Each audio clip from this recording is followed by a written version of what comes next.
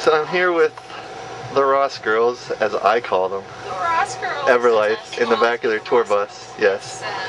Friends of mine for years and years, and Since we were little kids. they're about to do a gig here at Heartwood Acres in Pennsylvania. Pittsburgh. For Disney. Like you guys are associated with Disney, right? Somehow. We worked for 2 years on a record label of theirs, and Radio Disney is a separate entity. It's like a bunch of stations all around the country that put on events, you know, individually, and so we built up a lot of good relationships with them, and so now we're still doing shows with the Radio Disney stations. But we're independent from the label. I was gonna say you guys are on their own finally after 11 years. And that's something that you've been wanting? Yes. Yeah. It's a scary thing to want, but it feels so good. Yeah. It's ultimate freedom, and then you have to sit back and go, well, I have to work really hard to make this happen. But you guys work really hard. I mean, you guys are some of the hardest working people I know. Thanks. So how are you going to work harder? You know what? I don't know.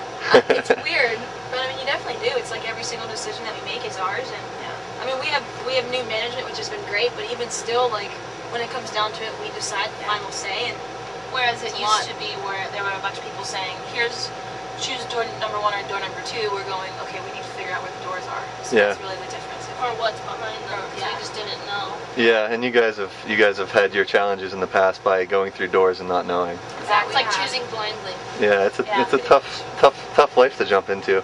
Yeah. It's pretty crazy. Yeah. So you guys it's like 12 years now you guys started, 97? 11 actually, yeah. 11. So. And you started as Try, and now you're Everlife. Yeah. That's supposed to be under wraps. Okay, well, we'll edit that maybe.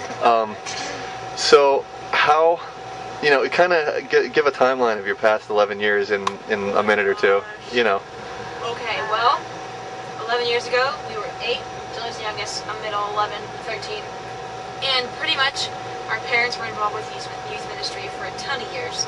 And we saw them, and we saw the impact they were having with kids that are our age now, that were older than us at the time, but it was like they were being encouraging, helping them through these crazy life things.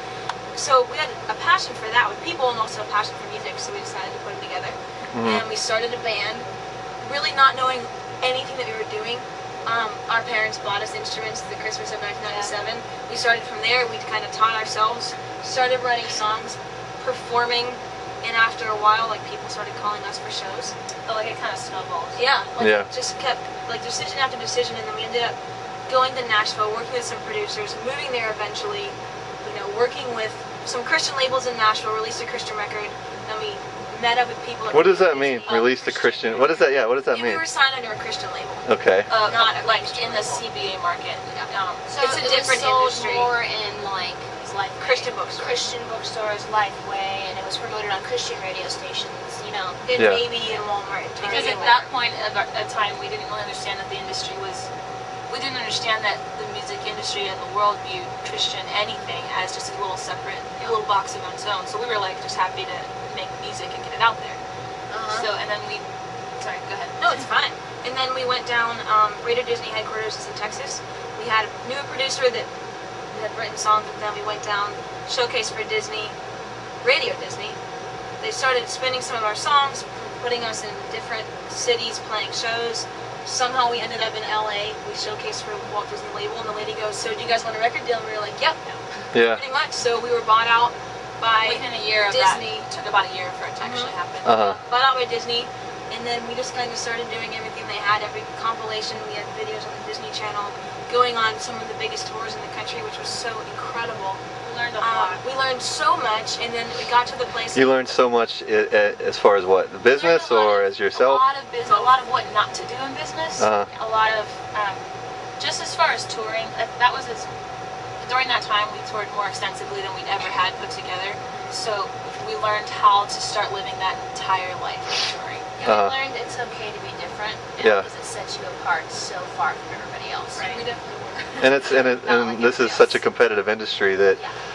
How did you guys set yourself apart? I mean, what does that mean? It's because we just don't fit in anymore. It's weird. We started feeling that way. Like a lot of bad about it at first, because we tried to do the other things that like our managers and producers or people around us were saying. You tried to live so the template, so to speak? Kind of. They were like, well, you don't actually fit anywhere, so we're going to try to scooch in here and make see it if a that little bit works. different. It would be a thing where, like, we would go to Disney, they'd be like, they're too rock and roll, and then we go to the rock and roll world with the bands, and all the band guys would be like, oh, look, the Disney girls showed up. Yeah. You know, there's never an in-between, which we're fine with because it's been that way our Or whole with lives. Disney stuff, sometimes they'd be like, you're too Christian, and then like we'd be playing at church and we'd be like, you guys aren't Christian enough. Yeah.